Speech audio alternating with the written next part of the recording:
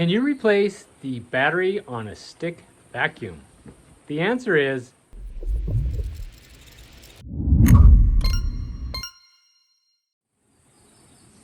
so what's the answer?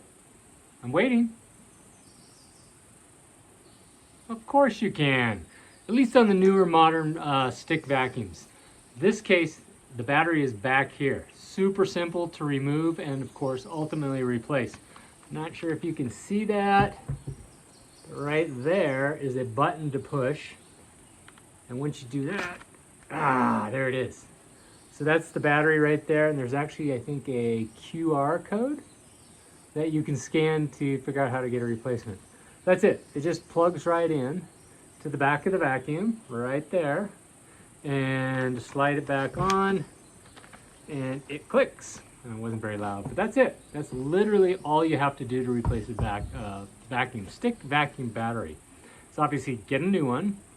In this case, just push the button, slide it back, put the new one on, good to go. Come on.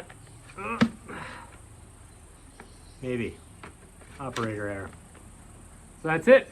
So yes, you can replace the battery on a stick vacuum. And what do we have here today? Jeb, you want a ball from? Okay, go get it. That's it.